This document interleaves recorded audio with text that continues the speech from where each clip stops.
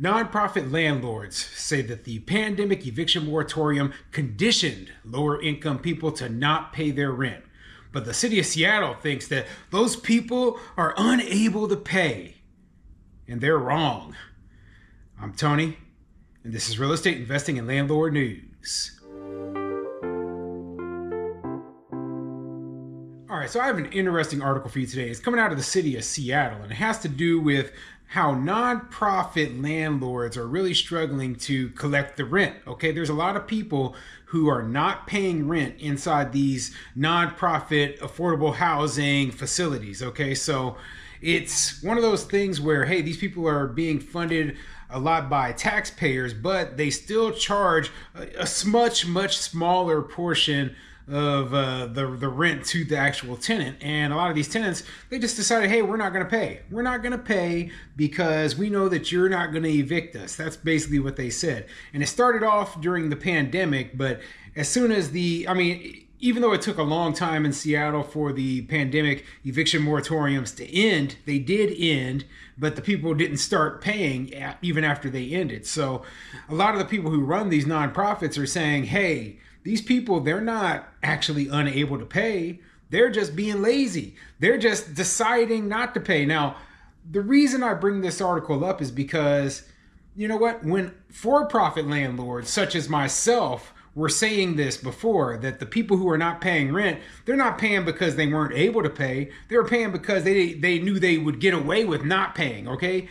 So when I say it, it's a problem. There's like, oh no, you don't know what you're talking about. You're just trying to be greedy and paint these tenants as bad people. Well, what do you say when a nonprofit landlord, these people already charge highly subsidized rents to these people? They're very lax in terms of late payments. They're very lax in terms of non-payment of rent. Well, now these nonprofits even are having to evict people because the people are just taking advantage as much as they can. Okay? So, yeah, I mean, if the nonprofits are saying the exact same thing as the for-profits, then hey, these tenants are scammers. The tenants are scammers. But you know what? The government, they never want to admit they were wrong about the whole eviction moratorium nonsense. They will never admit it. So guess what? The city of Seattle, their government officials are saying, no, that's not true. It's not true that these people are taking advantage. We weren't wrong. They're unable to pay. They're still suffering from the 4-year-ago pandemic. Yeah, okay, whatever. It's a complete joke. We know it's a joke. We know these bureaucrats don't know anything about running a business. Even the nonprofit people have more business sense than the freaking government bureaucrats up there in Seattle. So before I get into the article, go ahead, hit the like, subscribe button, maybe leave a comment down below and let me know what you think. Do you, the people watching this video, do you believe that the tenants were truly unable to pay their rent?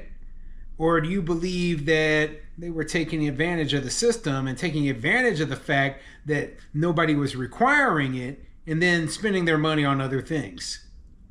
Well, you already know what I think, okay? And I have no faith that these tenants were doing anything other than abusing the social safety net, right? Which is part of the reason I go back to, hey, these socialized systems do not work. Think about how many people take advantage of the system even before the pandemic. They did everything in their power to make sure that they didn't actually have to work or pay their own bills. So anyway, let me get into the article, see what it says. This article is coming from the SeattleTimes.com, and it says, unpaid rent in low-income housing skyrocketed. Evictions may be next. Yeah, and they're talking about the unpaid rent that these nonprofits, they're running at a very large loss. They're losing money, and that's why they're having to go through with evictions.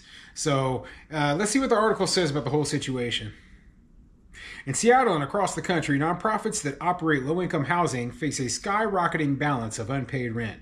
In the Seattle area, the total rent debt across all tenants is estimated at $170 million, according to the National Equity Atlas. The vast majority of it belongs to low-income households. Across the country, the total is almost $10 billion. Many housing providers say the amount of overdue rent has grown dramatically since before the pandemic and is hurting their ability to maintain and build more affordable housing in a region and nation that is starved for it. And here's the thing, right?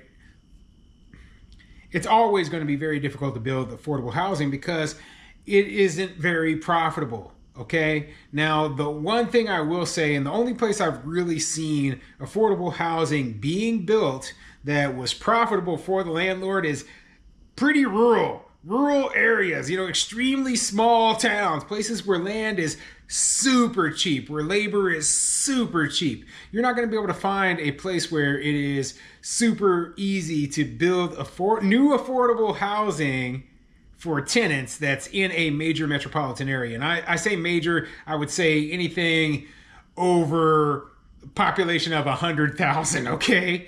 Because, simply put, the land costs are going to be more, the labor costs are going to be more, and once you put everything together, it's just going to be too expensive. So most of the affordable housing is going to be older units that were built, 40, 50, 60 plus years ago, right? That have fallen, not into disrepair, but they're just, they're just older or smaller. The units are smaller. They're more dated on the inside. They might not have the updates necessary to be, modern and, like the high class housing, right?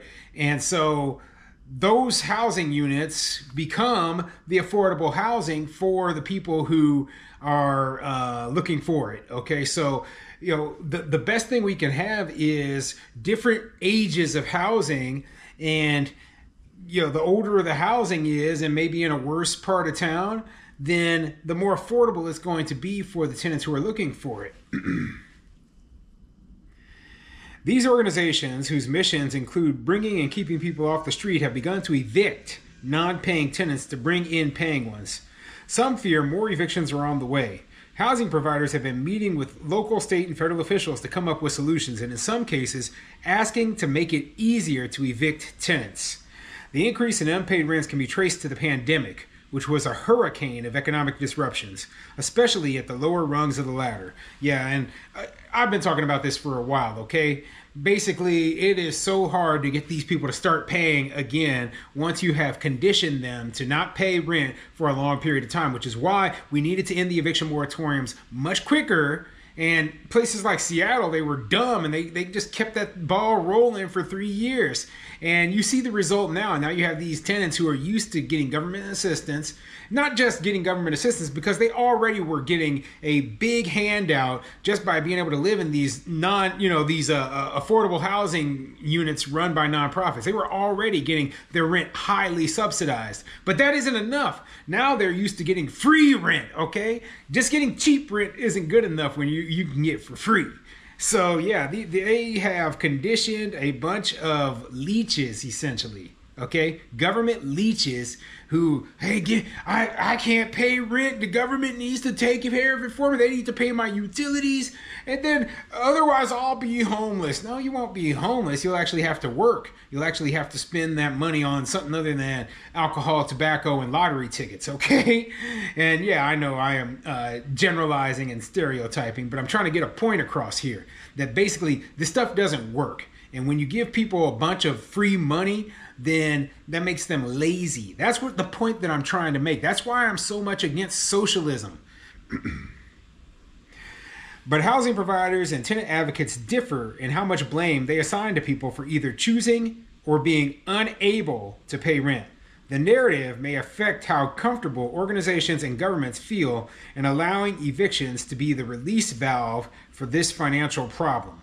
And so, yeah, and they actually go over in this article about how the nonprofits actually do agree with me and say that, hey, these people are choosing not to pay their rent. It is not that they are unable to pay. And let me scroll down. It says, choosing or unable to pay. Much of the low-income housing industry believes that government programs designed to shield renters from the economic impacts of the pandemic created a habit of not paying rent. In 2020, an eviction moratorium was enacted where landlords were prohibited from kicking out tenants. With few exceptions, If a tenant stopped paying rent, their balance of unpaid rent would grow, but they could stay in their home for as long as the moratorium was in effect. Then, pandemic relief funds provided one-time rental assistance that wiped the slate clean for many tenants. Housing providers said a significant number of tenants are still not paying because they got used to spending their income on other needs or may be hoping for more rental assistance. Yep, that's exactly right, okay? They are spending their money on other stuff, or they're hoping that the government will come out with some more handouts for them. And that's why they're not paying still. So that's why you're seeing these very high rates of non-payment of rent. Now, what does a regular landlord do when you got tenants who aren't paying rent? File eviction.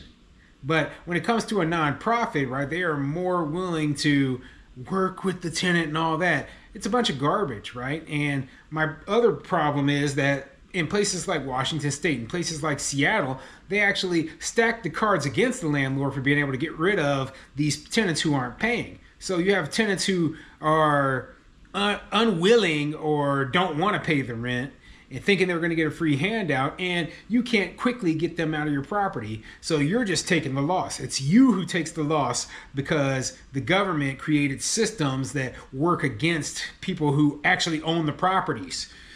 So it's kind of conditioned people not to pay, said Michael Bailey, executive director of Compass Housing Alliance, a homelessness services and affordable housing provider. We see people receiving income and not putting that to rent. See, like I said, the guy from the nonprofit himself is saying this stuff. But guess what? City of Seattle is, nope, that's not true. That's not true. We didn't screw up. Let me read what the City of Seattle is saying about the situation. The Seattle Office of Housing doesn't buy it. They're just unable to pay rent because the rents have been increasing so quickly, said Mako Winkler Chin, director of the Seattle Office of Housing. Yeah, so the director of the Office of Housing is so dumb that she's not going to take the word of the for-profit landlords and the nonprofit landlords. You know what? She's like, oh, I run a housing authority too. Well, yeah, you know what? You're just using taxpayer funds to make sure that, you know, these people don't get evicted. You know, the nonprofits even have to run on their donations and, you know, their actual revenue that's coming in. They can't operate without having some sort of revenue, but you can, because you can just use taxpayer money. Okay? So you should listen. You should listen to what the guys at the nonprofits are saying. You should listen to what the for-profit landlords are saying and take that into consideration before you ever think about passing a stupid eviction moratorium again. And you should make it easier for us to evict, because simply put, you'll start seeing not just the for-profit landlords going out of business. You're going to start seeing nonprofits, the people who are supposedly providing all this affordable housing. They're going to start going out of business too, because they can't operate in the negative.